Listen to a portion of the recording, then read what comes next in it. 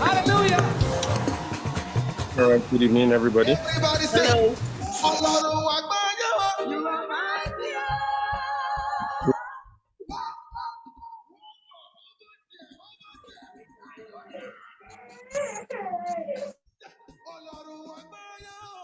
Good evening.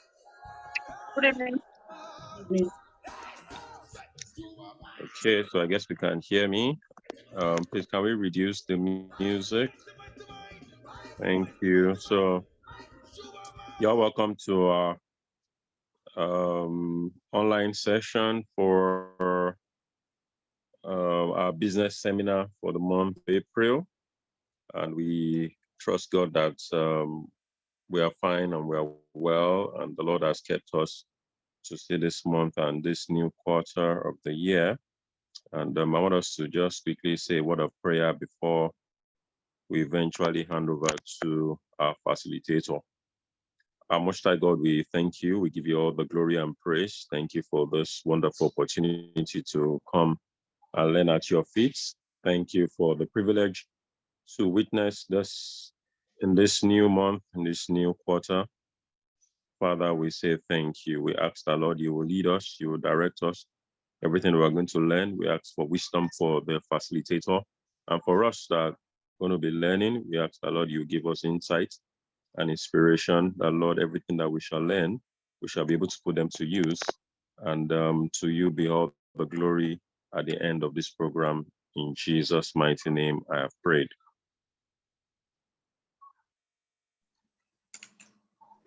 Amen. Amen. Amen. All right, so we're welcome to this session, and I want us to be very quick about it because I know that the facilitator has a lot of things to share with us, and at the same time, we need to give some time for questions and answers, during after the session. So I want us to just go straight to what we have. I believe others that are joining would also get to join us along the line.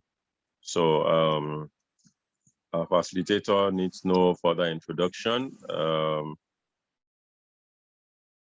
She boss and the CEO of Zeno Cakes. I'm sure some of us have seen a picture, already. And so she's here powerfully to discharge all that she has for us today. So I welcome you, Sister Owolabi. Please go ahead so that we can have a beautiful time. So everybody, let's have a good time learning this evening. Thank you. Yeah, good evening, everybody. It's a privilege to be here tonight, and I won't want to waste much of our time. I'll be going straight to what we have today, which is business structure. I'm a baker, so I'm going to be using myself as a case study, but I believe you can apply the same knowledge to whatever it is that you do. I hope I'm audible. Yes, you are. Yes, we can hear you. Yes, you are. All right, so before we talk about business structure, the first thing we need to talk about is, let's talk about your brand. There can be no business structure if there's no brand. There can be no business structure if there's no business. So I'm going to be starting with getting your business structure right, but I'm going to be linking it to branding. I need us to understand that business structure is not a sprint, it's a marathon. It's something that you have to keep doing over time because it is a process. It is, we cannot cover everything today, but as much as possible, I'm going to just touch the major point that we need to take note of. Now, as a business owner, you need to know who you are. Who are you? These are the questions you're supposed to ask yourself. Who am I? What am I passionate about? How do you see yourself? How do you give value to people? Because these are part of the things that are supposed to make up your business vision and mission. Every business needs to have a vision and mission. I understand that most time when we start business, we start an hobby. Just do it because we want to add something to what we have, like a side also, because there's no job, just want to get something doing. So we just start business like that. But as a business owner, that if you're going to put structure and all of that in your business, you must start by having a vision and a mission. Why are you in business? What do you what do you aim to achieve in your business in the next 5, 10 years? Those are what vision and mission is about. I'm not going to so long on that. Go online, go check what vision and mission is so that you can craft your own. You can see what other people have done. You can use it to craft your own vision and mission. Now, I always like to ask people, what are your core strengths? What are the things that come so easily to you that you do very, very easy? Because these are the things that are going to help you as a business owner. It's only a business that is thriving that you can begin to think of putting structure in. If a business is not doing so well, putting structure is very, very difficult. So you want to do something that comes very easy to you so that when you're trying to run the business and you have challenges, you're not so weighed down. Something's still pushing you, you have the passion, you are encouraged to do it because it's something that you love doing. So you need to know what are your core strengths. Then we're going to be talking about your brand. Who are your target markets? Who do you want to serve? Everybody, you cannot serve everybody, you know. I'm a baker. I can't tell you that everybody's my target audience. I really don't serve low income earner. Let me put it like that, because everybody's not my target audience. Where my office is located is at Iwo Road. If you know Iwo Road very well, Iwo Road is not a place where I would say the middle income or high income earners are living. It's just basically low income earner, at least where I stay or where my office is. So when I wanted to start the business, I know that these people cannot be my target audience. They cannot afford to pay for the kind of cake that I want to do. And most time they are looking for something cheap, something to just eat. They're not actually looking for quality. So having understood who my target audience are, I knew that I had to major on social media. So if you as a brand, you want to put in structure, you want to build structure, you want to put business structure in your business, you must have a thriving business. If your business is not going to thrive, all the things I'm going to be saying will not work. So you need to understand who gets markets, where are they, and how do you want to serve them? When you know this, it will help you position your business and your brand as a whole. So you want them to perceive you in a certain way. For example, where my office is, I remember that when we just got the place, we tried to renovate, and people come in to tell us that this is not your house, this is not your house. Why are you wasting money? Because you have to buy tiles, you have to do glass demarcation just to beautify the place. And I keep telling myself that these people, they don't have the vision that I have. I know the vision that I have for my business, and I know the kind of people I attract. If I'm going to sell my market online, you know, I know one of my core strengths is training. I know people are going to come for training. By the time they come into my space and I call a certain price for them, you know, when you look around, you'll be thinking that, is this person okay? You want to be collecting this amount in this place. But with the kind of structure I've put in, or the kind of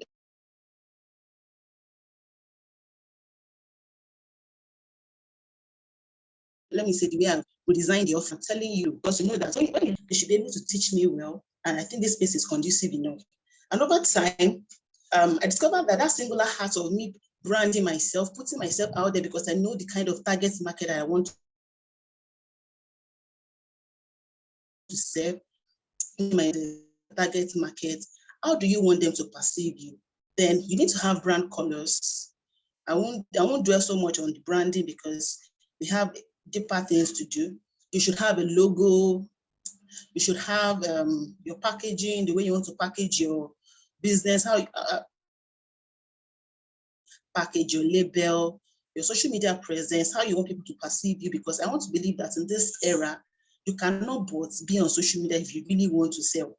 If you are making money offline, I want to tell you that if you had online to hit your business profit is going to double.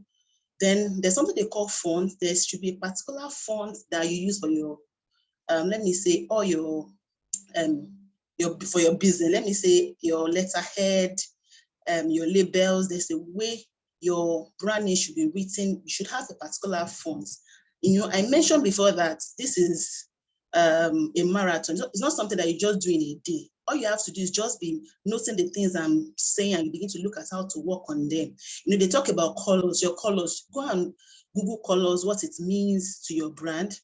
Like, let me just use GT as an example. We all know that GT uses, is it orange and is it gray? I think that's what they use. And everything that they do, you see it reflects in it. So part of your branding is your color, your social media presence, your fonts, you know, and all of that. Now, another thing I'm going to talk about is the way you think affects your business. If you don't have this, if you cannot think big about what you do, if you cannot see value in what you do, it will not really deliver to you. When I started, people see cake making as hobby. They really don't see big deal in it. I remember when I tell some people then that I'm a baker, they just look at me like, you're just so very unserious with your life. Like, you went to school, spent 6 years in school, you save, and you're a baker. But I have to change the narrative, you know. After like a year, 2, 3 years, when people begin to see me, they don't look at me anymore as if I'm not serious with my life. Because I told myself I'm going to make this business look like a business. And if I'm going to do that, there's some things I need to do. Now, where do structure come in? You know, when you start a business, you are the social media manager, you are the one that will go to the market to go and source for ingredients, you are the one that will put the materials together, you are the same person that will go and do delivery, you are the one that will do the, you know, all the activities involved in your business. When it is on you, it will get to a time you no longer be as productive as you should be. As in, you will not even have time, as in, you'll be so busy sometimes, you don't even have time to answer people that are asking you questions on your WhatsApp. You can't even answer inquiries. So at that point, you need to understand that it's time for you to begin to think of putting structure in place. A lot of people believe that it is only big businesses that should put in structure in their business. You know, when you tell people about structure, they just believe that, what is business structure? That one is a long thing. They believe that it is businesses like banks or all those people that are really, really big that should put structure in their business. You know, it is really better for you if you start when you are small, then you begin to adjust, you begin to build on what you have on ground. And one thing I need us to understand is, if there's no structure in your business, you can never have peace in your business. As in, you can never have peace. The day you're not around, something will go wrong, because everything is all about you. So now, what are we saying? What is structure? Structure actually means business automation. That is actually what structure means. It means making things happen continuously, either you are there or not. That is actually what structure is about. It is simply business automation. So when we're talking about that is structure, we're still going to talk about system. When you say putting structure, putting system in place, system just means documenting everything that you do in your business. As in, documenting everything that you do in your business in such a way that if somebody new is coming in, they should be able to take over, and they should be able to, within few days, they should be able to understand what is happening in your business, and they should be able to align themselves with what is happening.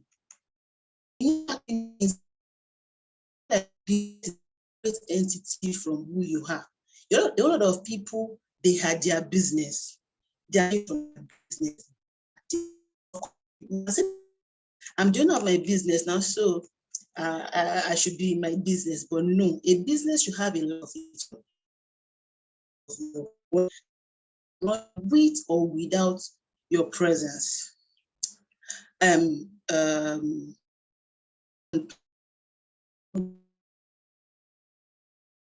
So when I begin to think business, you know, when I started baking, I added cake tools to what I do. So cake tools means I sell cake ingredients. I was delivering to 30 states in Ibadan, and I was also doing training. I was also doing, I was also taking orders for cake, and I was the only one really doing it. So meaning that when people chat me, they chat me on my phone, I take orders, I'll go to the market, go buy ingredients, I'll start baking. Me, as I'm baking, somebody is chatting me to buy cake tools. I'm trying to respond. As I'm responding to that, I have students that are trying to learn from me. As we are decorating the cakes, I'm trying to make deliveries. And, you know, by the time by the time we are decorating the cake, I don't have time to handle my phone. So by the time I'm finishing to deliver, I have tons of messages on my phone. Then when I get to when I'm supposed to be resting, I will be on WhatsApp responding to messages up to 12 a.m. depending on how many messages I have to reply to. 12:01, then I'll wake up again the next morning as early as 6 a.m. sometimes. Let's say I want to send some goods to the north. All these logistics companies are not so much there. So I have to go to Total filling station at Ojo. That is actually where you get the pack that goes north. So the same me, I will rush early in the morning around 6:30. I'll be on my way to go deliver cake tools. Then I will now come back to the house to take my bath.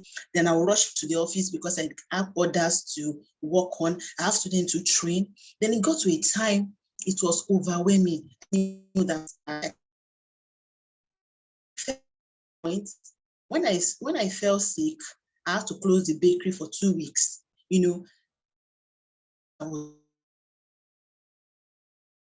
had to stand still. Nothing could be done. I not decorate the way I can decorate, so I have the confidence leaving them to do the job. My cake order, I have to do it on my phone. And this, my then they're not living with me. So, I really could not do so much. And I discovered at the end of the day, I was losing money. So that was when I knew that I actually needed help. Then I asked questions. I was asking people questions, what can I do? And that was when I discovered that I need to take classes on business structure. And it was after taking that class that I was, of course, I didn't start with taking classes that are too expensive. I did something within my budget. So I did a little class and I was able to understand that I need to delegate. I need to add people to my, I need to take on staff. And that was when I began to understand that, okay, at this point, if I really want to live long, if I really want to rest, if I really want to, then I was even single. I can't even imagine, let's say it was now that I'm married with a child, that I have to do all of that. I have to take care of my child, take care of the house, and it will not work. So you need to ask yourself, if your business cannot run when you are sick, or if you have to travel, or when you won't be around, let's say you have to go for a training and you have to lock up your shop, or you have to lock up your store, or nothing will just happen in your business. Just know that you need a business structure, because you're not running a business at that point. You are just an employee. It means the day you stop working is the day money stop coming to you, because your business cannot run without you. So let's say you stop working after a week, 2 weeks, 3 weeks, when probably you've exhausted the money you have saved, back to square one. If you're not in the market, or if you're not in the business, you're not in the office, it means that your business will not run. So, like I said before, what is this business structure that we'll be talking about? It is simply automating your business in a way it can run with or without you. And you'll still be able to have your personal life. As it means you're able to separate your business life from your personal life. So the first thing you need to do to put structure in your business is go and register with CAC. If you are serious, let's say you are serious, if you are serious about your business, go and register your business with CAC, because there's so many organizations that if they want to patronize you, if you are not registered, you don't have, because if you are not registered with CAC, you cannot register a business account in any bank. So let's say there's some organization, before they can transact any business with you, if you don't have registered business accounts that has a bank, they will not patronize you. I remember when I just started around that time, I used to bake for GT. So anytime they come, in fact, they will tell me, do you have invoice? Do you have receipt? Do you have a business account? So they told me, let's say I didn't have any of this, it will not work. So that is one of the first things you have to do, register your business with CAC, have a business account. That's why I said it takes time. Is not a sprint, it's a marathon. So you take time, make sure you get a good business name that will show what you do. Let's say you're into cake, let your business name have something that has to do with cake. Let's say you're into fashion, let your business name have something that will that reflects what you do just by mentioning the name. I think that is that. I cannot overemphasize this. Have a separate telephone line for your business. You know, most time when we start these businesses, we start with a personal line. Most people start with their WhatsApp, the normal contact that they have, their friends, and you know, they keep building on that. And that is why it will be difficult for you. Even if you have a staff, you cannot drop your phone, because most times your line is linked to your bank, is linked to your what's it called? Is linked to your email, is linked to your password, and so many things are linked to this same number. Then you want to use the same number to take orders. It is this number your friends will be calling you on, your family, your parents. So if you cannot have a separate phone for your business and yourself, it's going to get to a time you will be choked, because there's no way you cannot give your personal line. You cannot give it to you cannot just give your personal line to somebody to be answering all your chats. They will read your personal chat. They will have bank alerts. They will have access to many things. So you have to have a separate telephone line. For me, it was after I said I took the business class, I got a phone for my cake tools. And you know, this business structure that I'm talking about is fully operational in my cake tool business. The only thing that I do is I just monitor how much money is coming in. I confirm that, and it. The phone for the cake tool, I just drop it off. My staff, when it's 6 o'clock, she put it off. When it's 8 o'clock in the morning, she put it on. Then she'll start answering all Instagram DMs or WhatsApp messages. Then she can post on the WhatsApp, as in the cake tool WhatsApp.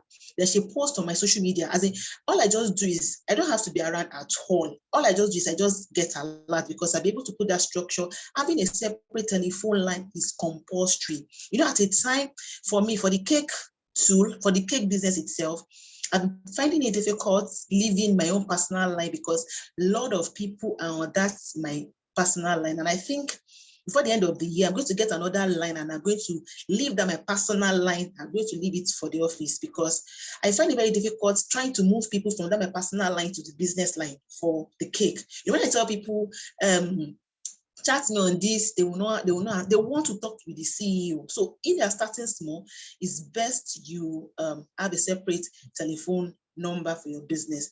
And if you know that your personal line is where you have all your contacts, begin to look for ways to decongest it, meaning that all the password that is linked to that line, begin to look for ways to go back on your app and begin to unlink them, so that you can leave that phone at the end of the day. You can have another line that's going to be your personal number. And this, as in your former personal line, you're going to have to leave it and put it in the office, so that it's the only way your business can run without you.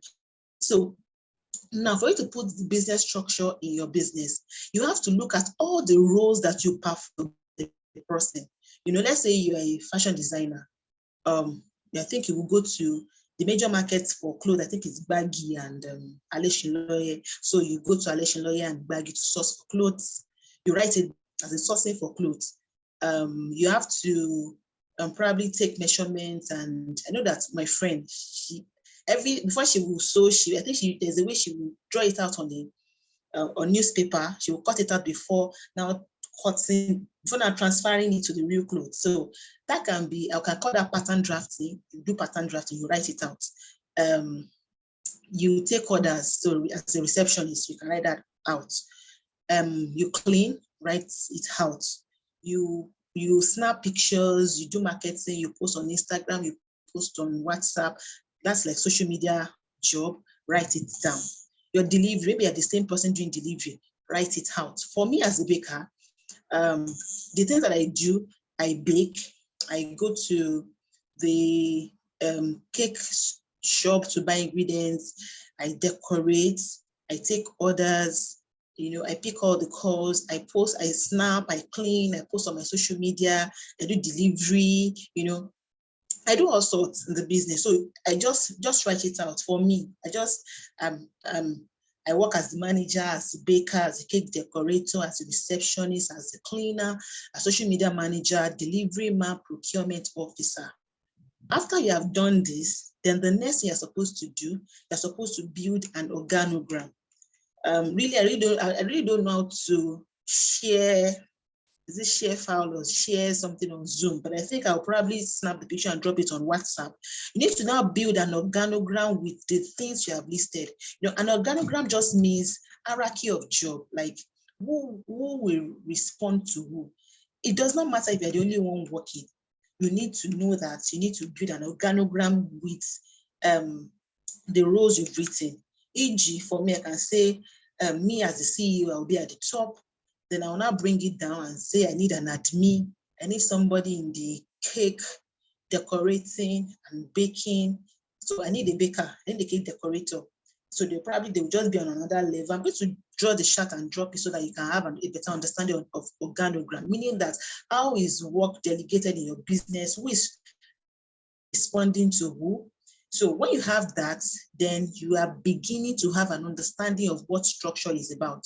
So it means that structure means that all the part that is connected to make your business run, you know, if like you as a human being, for you to function properly, you need your hand, you need your leg, you need your teeth, you need your mouth, you need your nose. So you'll be able to fit all these things together to make a whole unit exactly what structure is about. So having understand all the job roles that you have written out, then you build an organogram. This is time for you to understand that you need to bring people in. You need to bring people in into your business. You cannot have a business structure. Thank you. You cannot have a business structure without people.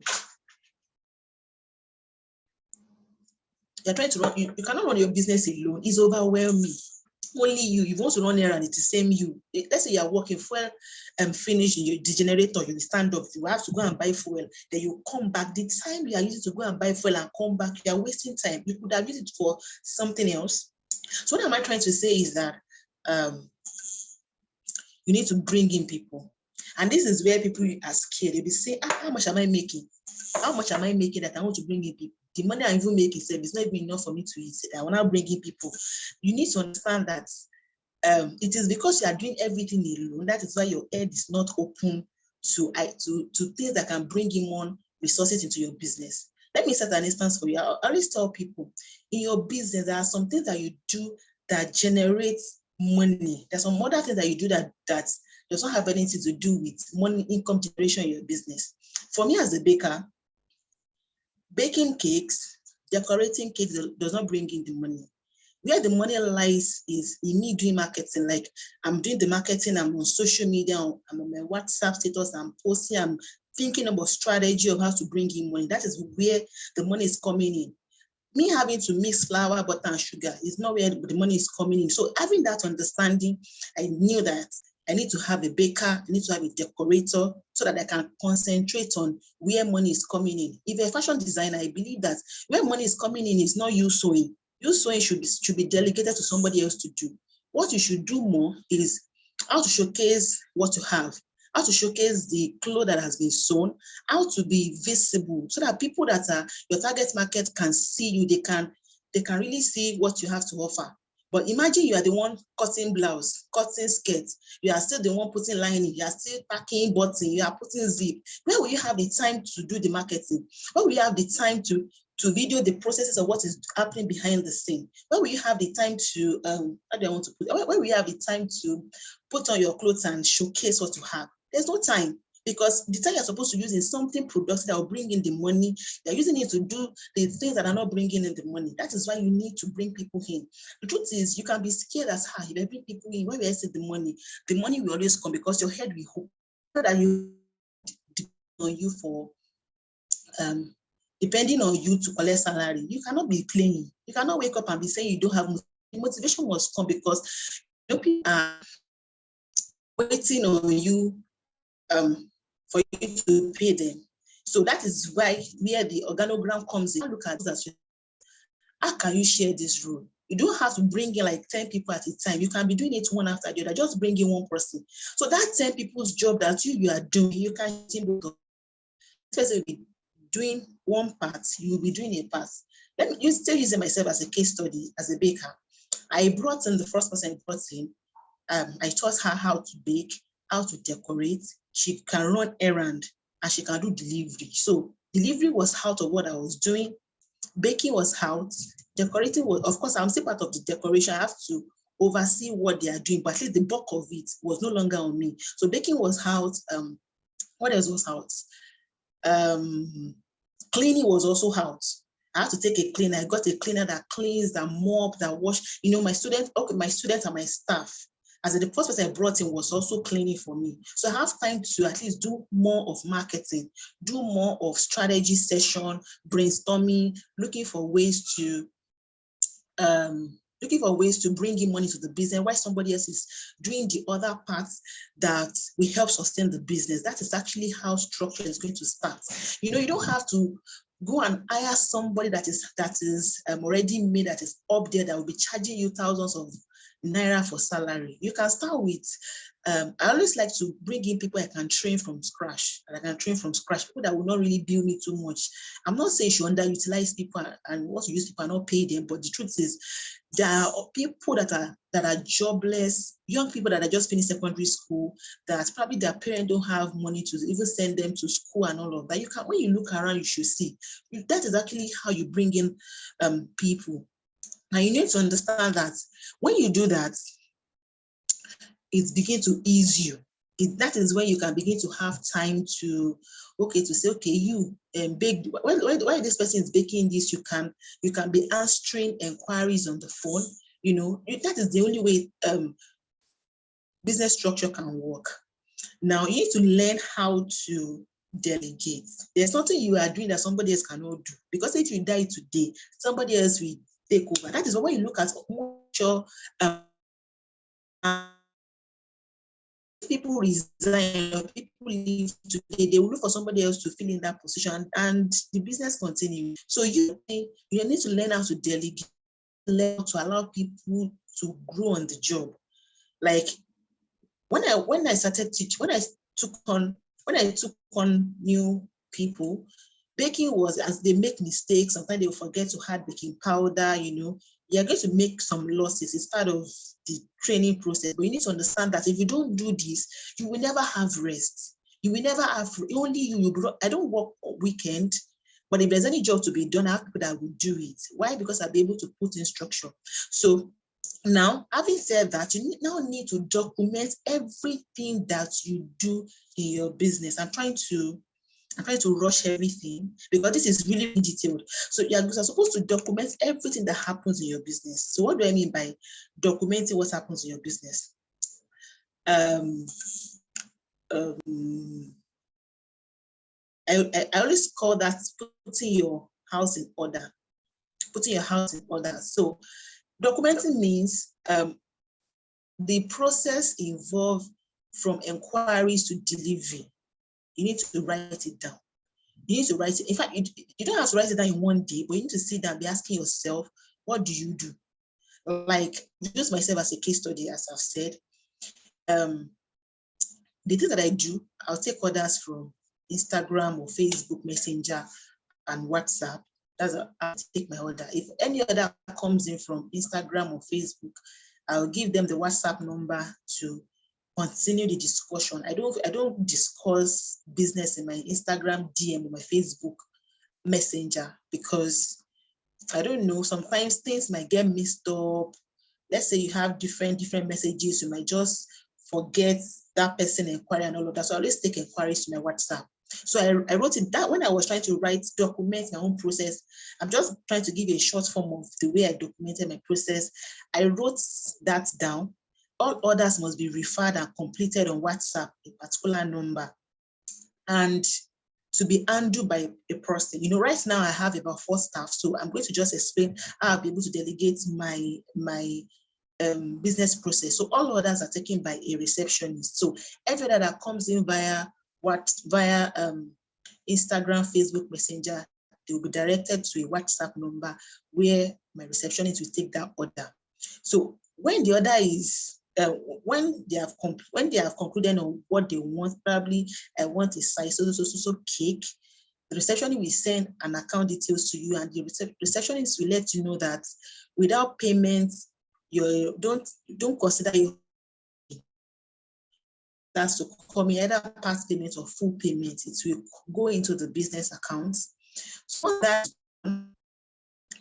she would, once she confirms that the money has come in, she will take that order and transfer that order into a, and that order will be taken into the baking department and the decorating department. So that I have a staff for baking, I have another staff that takes that decorate. So that both of them will know that we have an order. The person that wants to bake will bake. The person that is going to decorate, you understand that, okay, I have to decorate. They look at the date, they look at the time, so that they're able to understand the process. Then they're able to understand, okay, when do we start baking? When do we decorate? When do we get this cake ready? So when the cake order book has been transferred to the baking department and decorating department, we have to write it immediately on the big notice board in the office, so that we are not forgetting anybody's birthday. We are not let's say the birthday is in 2 weeks, we write it as in back down on the office board, so that nobody is forgetting. Then when that, let's say the order is like immediately, the baking department, they start baking. The decorating department, they will check if there's anything they need to buy. There's somebody that do a procurement for us, that buy everything that we need. So they will send a message to that person, we need to buy this, and this. So this person will get money and go and get those things for the people in the baking and in the decorating department. Then when the cake is baked, they will decorate it. Then the receptionist that took the order, we have to confirm if the cake that was ordered and the cake that was decorated, if they are the same thing. They will look at the caption, the name, so that the person will not say happy birthday, Shion. We're not writing happy birthday, Shino. So they look at all of that. Then my receptionist will also make the delivery. We have some taxi driver that we use, or we can use boats, or we can use Africa to deliver. Then before they will take the cake out, the receptionist will make sure that the cake is being snapped, so that we have pictures for what's it called, for social media. Now that is the process of inquiry to delivery in a home bakery. So whatever business that you do, write it down. Let's say you sell Momo, for example. You write, I take order from this person, you take order from so person. When the order comes, we saw the order, we write it down, we saw the order. Then we take inquiries from customers with their payment. Just whatever it is that you do, have a short form for your bakery order. So that, when did I say you should have a short form? When you are not around, and let me say you're not around, you will be around for 2 weeks, and you want to write your process in such a way that if let's say you have your sister that around, you can tell your sister, go to the office and collect the process as the bakery process form. Just go through it. You will know what to do. She doesn't really have to be there. Once you look at that that's my baking process, she knows that, okay, she will confirm from the receptionist, have you taken any order? If the receptionist said yes, okay, she will now go to the baking department. Have you gotten the cake order that the receptionist said she has taken?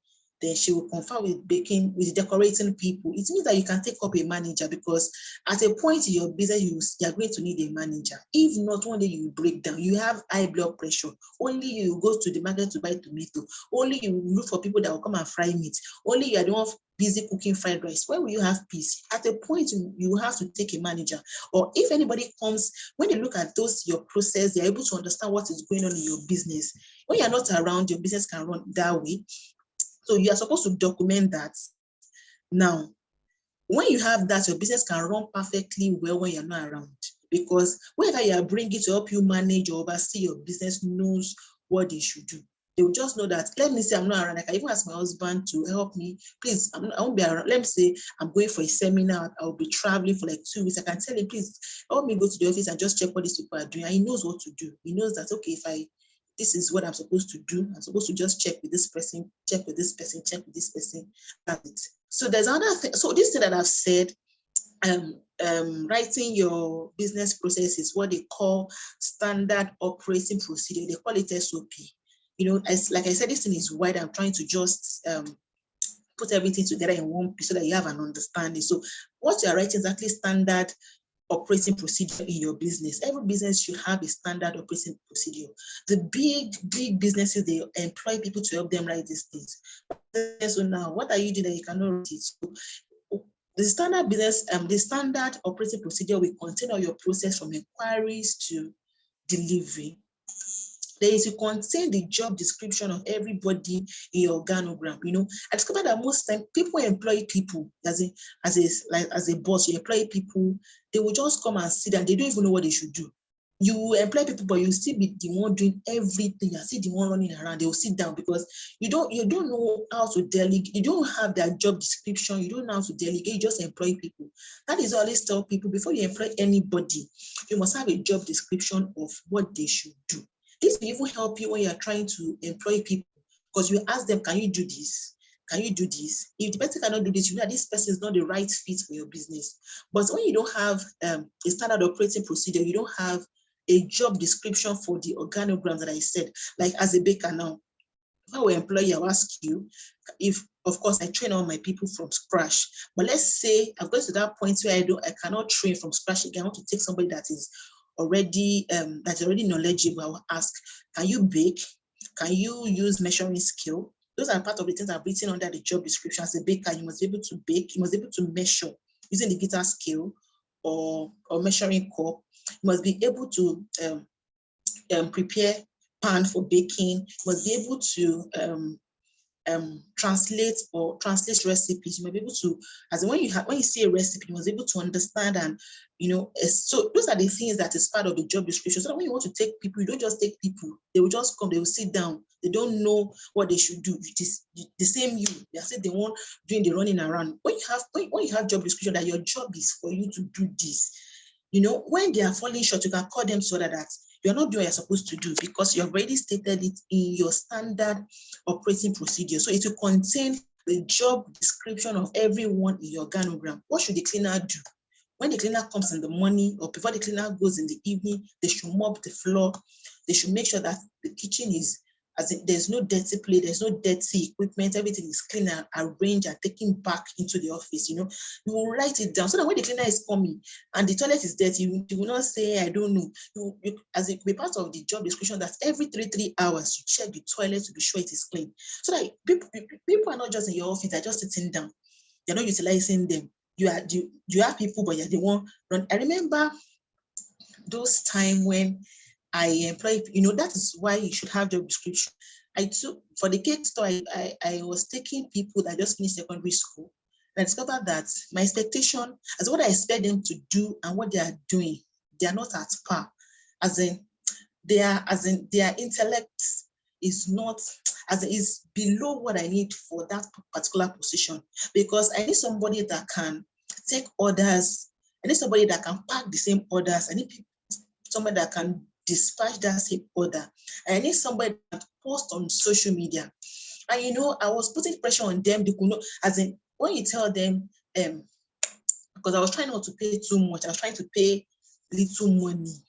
So I now employ people that, after that time, I didn't have job descriptions. So I just employed. I knew I needed the staff, so I just employed somebody for the cake too. And when this lady came in, she could not do much because, Daniel, I'm busy, go to daddy. So she could not do much because when she's supposed to send something to Beanie, please, 1 minute, please.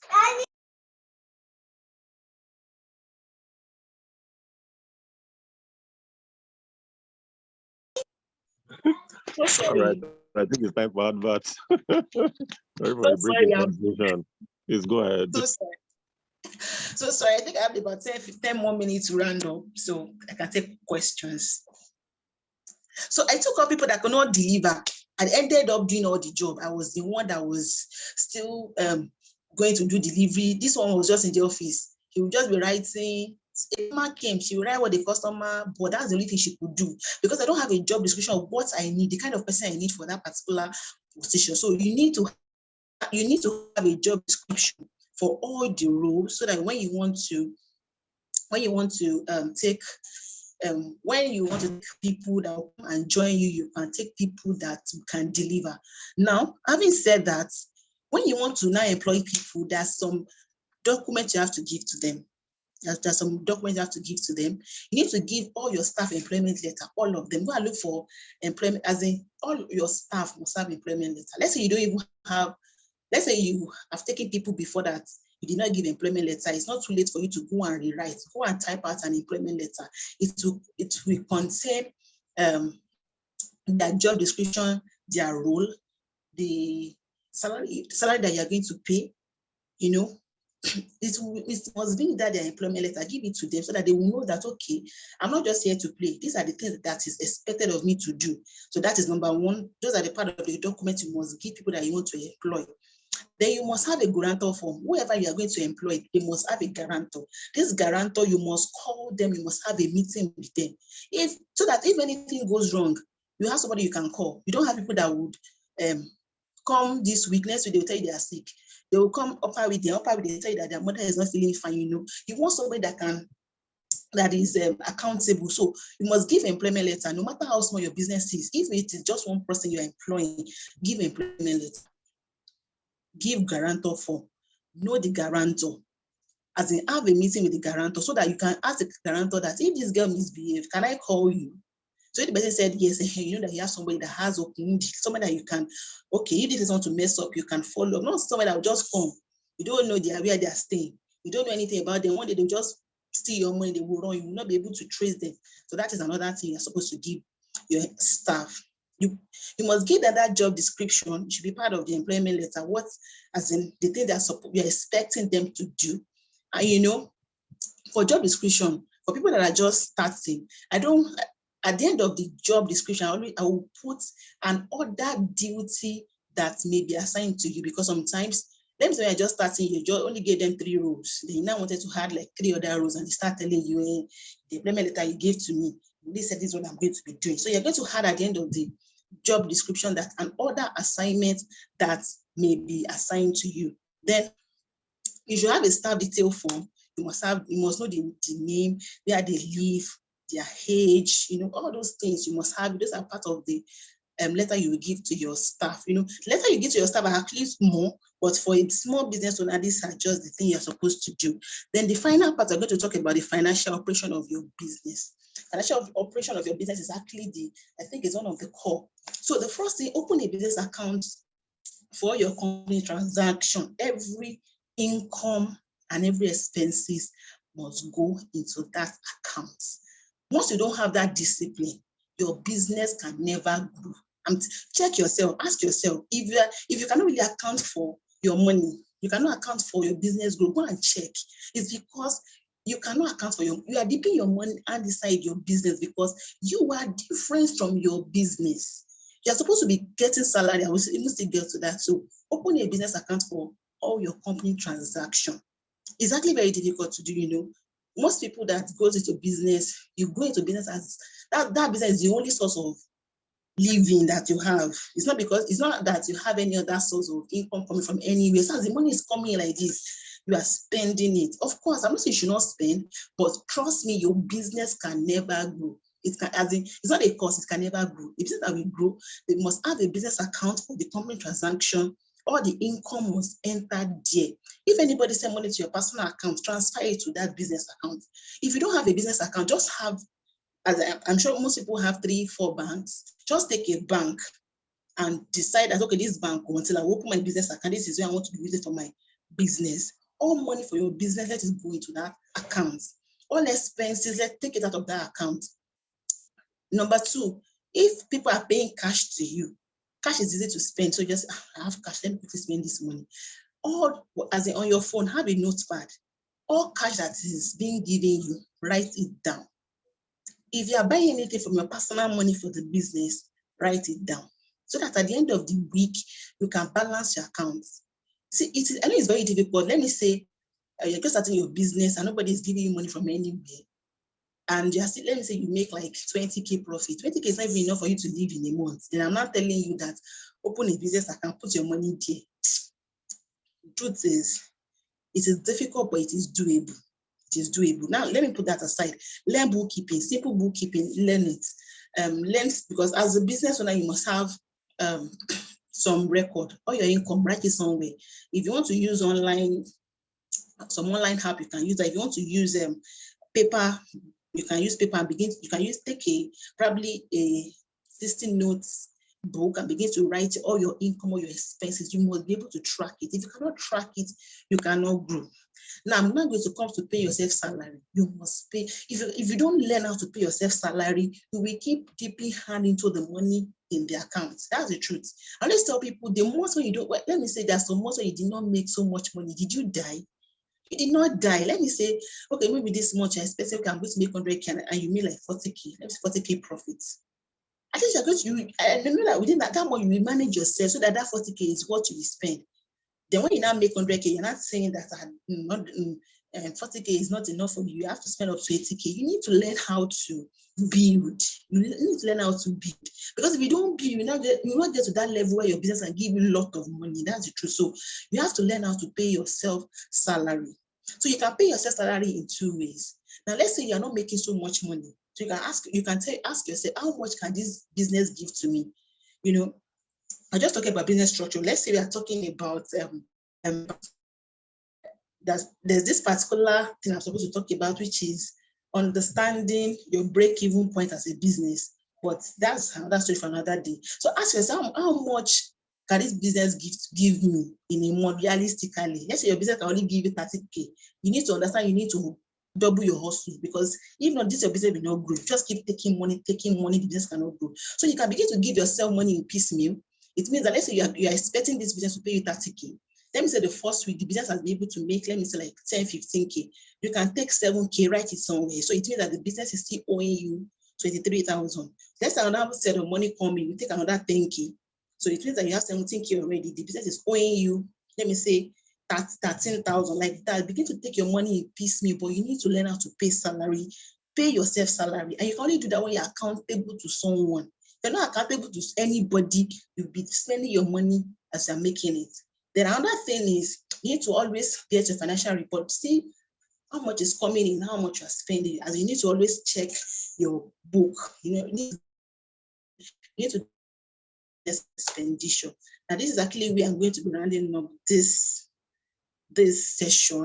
I'm going to drop some the WhatsApp group for that discussion. So if you have any question, I think I'm open to take your question. Thank you.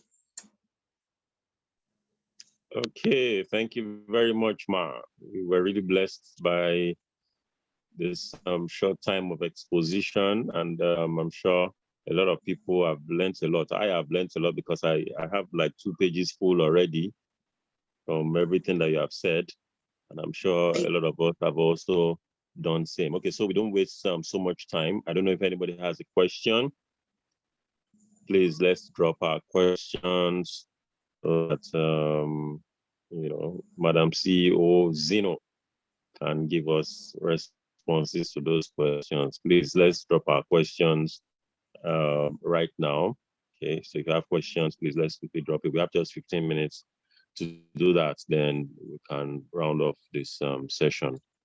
So please, any questions? Do you have any questions? Anybody? Okay. How do we draw in? Okay, thank you, Ma. Of business, sorry, I don't get that question. Can you please rephrase it? How do we draw the line? Please, can you rephrase that question? I think it's how do we draw the line for the line of business that involves a lot of intellectual properties? If your line of business involves a lot of intellectual properties. Okay, I still don't understand the question very well. How do we draw the line? This looks like an intellectual person that is asking intellectual property questions. Please, can you decode this question for us? Let's understand exactly what you mean by, how do you draw the line?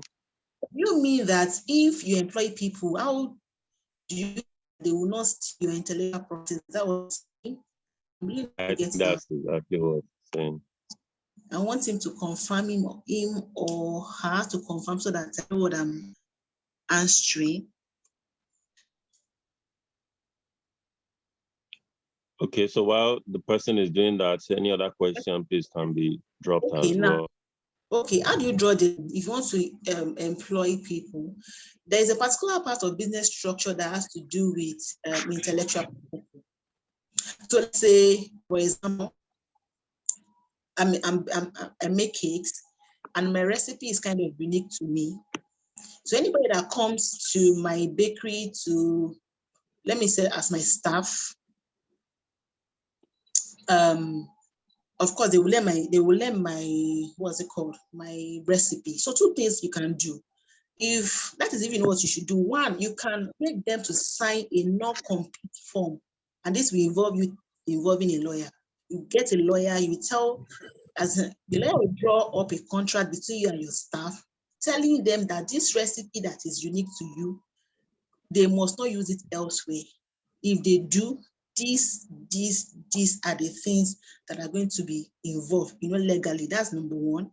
Number two is if there's a way you can, let's say you have particular products. Let me say for people jollof rice, for example, now, they might decide that their mixture of tomato, pepper, and tatase, their staff will never know it. They will do that from their house and they will take that already prepared mixture and give it to their staff. I have people that do that so that way they're not able to steal, because it's very difficult to protect intellectual property in Nigeria. So most time you can mix that. Another thing you can do for me, one of the things that I do is my flavor. Sometimes I mix my flavor from the house so that I'll just give flavor. They cannot decode it and they just use it like that. Those are the only ways you can protect your intellectual property. But the thing, what I discovered is you should a way whereby they would not be able to replicate what you do exactly, because I want to believe that you're always a step ahead of them. You're always a step ahead of you. That is why you cannot but continue to learn, continue to upgrade yourself. You should be a step ahead of them before they will begin to think of setting up and using your own intellectual property. You should be able to probably establish your brand and get a name for yourself. But without that, the only way is to get a compete form that that a lawyer is going to draw up for both you and your staff. So that's that. All right, Ma. Thank you very much. We have another question here. It says, is there a formula to know how much salary you can pay? There's a formula to know how much to pay yourself. There are three. Please, this particular question would answer. I will drop the breakdown in the WhatsApp group. I will drop, because I think I have like 3 ways you can pay yourself. I don't want to just paraphrase it so that people can take their time and probably use it to know how to start paying themselves. So let me just do something detailed. I will drop it in the WhatsApp group probably tomorrow. Yes, tomorrow I should do that. But basically, how to pay yourself, you must actually know how much you earn as a business. So if you don't have a proper record, if you don't know your income and your expenses, it will be difficult for you to determine how much to pay yourself. That's the truth. And when you are just starting, that's why I said there's something they call break-even points. When you are just starting, you should give yourself about 6 months. When you are just starting a new business, 6 months before you break even. It means that break-even point is that point where you're not making loss, you're not making profit as a business owner. That's the point where you're just gaining balance. So when you're just starting a business, 6 months, don't think of salary. That's the truth. If you want your business to grow, customer, to even have the customer base to push your product that much. So you're trying to still build your business give a benchmark of 6 months before you start paying yourself salary. But we know it is difficult in Nigeria. You spend your money, let me spend money. But that is the truth, because either you are making profit or not, there's something they call business expenses that, for example, now you pay rent, either you make profit or not. Let's say you have a space, you will pay rent, either you are making profit or not. You would, you pay NEPA bill. Instead, let's say NEPA has taken they've carried your wire. Either you make profit that month or not. NEPA does not want to know. So you are going to pay NEPA bill. Now, for example, let's say you have a staff, or you yourself, let's just say you are your own staff. You want to pay yourself salary. So let me say your salary, let's say you are putting at 40K, rent is 10K per month, that's 50K. NEPA bill is about, let me say 4K. So that's like 44. The minimum profit you should make as a business owner every month is 44,000. It is that point where you know that you're not making loss or profit, because the profit you have made is just covering the business costs. So if you have added your salary to the business expense, it means that if you have made 44K, which is the minimum profit you should make every month, you have made that in a month, you can pay yourself salary. So if you're not making up to that, you need to understand that you need to double your hustle, because if you're not doubling your hustle, the business cannot grow. As the money is coming in, you are spending it. Then when it's time for you to pay rent, you now go and meet your husband that, please, so they will even tell you are not serious, because if your business cannot pay your rent, why are you wasting your time? Sit down, so you are sitting down, or you have to go and ask people to help you with your rent. So if you want to do business, there's so many things you need to put in place. But the first thing is you have to make sure that your business is viable, and you have to look at ways to do your sales and marketing. Your marketing is very, very important, so that you can push your product and give yourself that benchmark of minimum profit you should make per month, so that the months you are not making it, you need to put in more effort. But I'm going to drop how to pay your salary in the WhatsApp group. Thank you.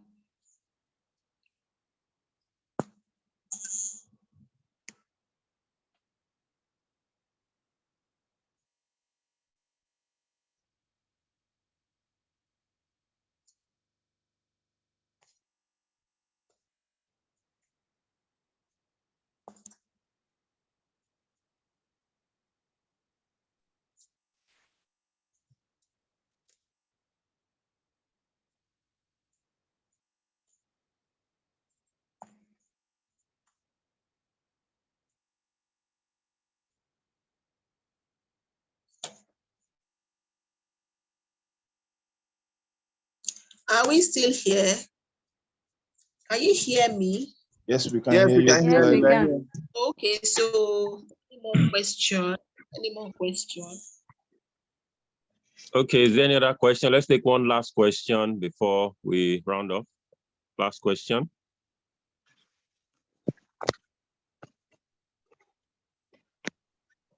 Okay, I have a question. Yeah, so I work from home. What do you think? Can one successfully put a structure to a business where like a business where you use your home space? I don't know if you understand what I'm trying to say. Like the house, you're not thinking, is it possible for you to still put structure even though you work in the house? Is that your question? Yes. Yes, it's possible. But like I've said, the things are listed before. You have to write them down. You have to, working from home does not affect you putting structure, but it has to start from you employing someone, because structure means people are helping you run your business while you have time to focus on things that are more productive. So all you have to do is just analyze all the roles you do, even though you're in the house. Analyze all the roles that you do, and look at the ones that you want to delegate, as you want somebody to take on for you.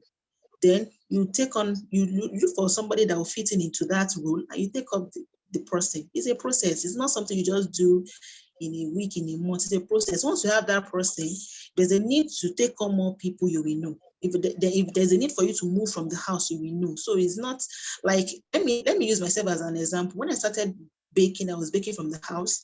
And I remember that I felt that the next thing that I needed was to have an office. And I approached a friend of mine that was working in the bank.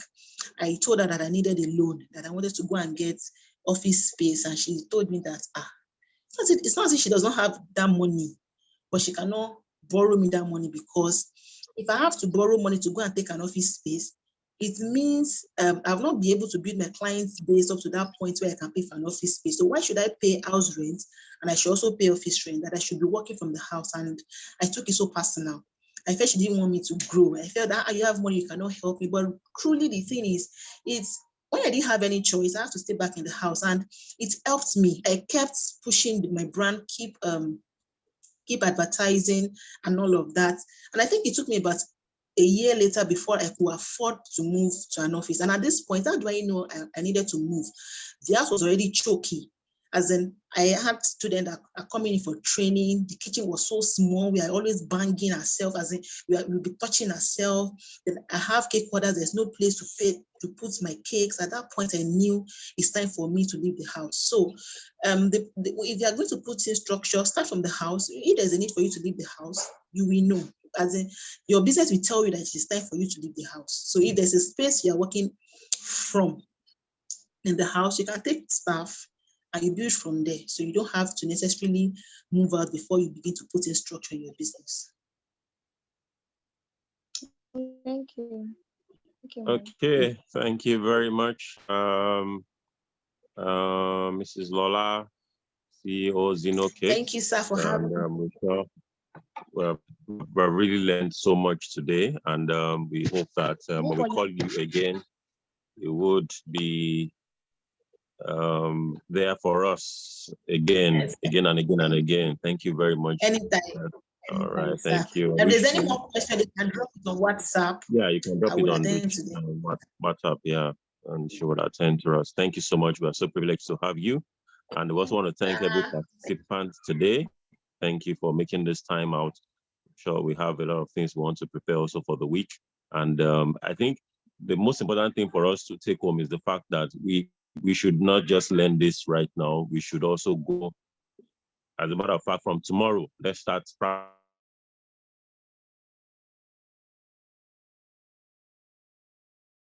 account.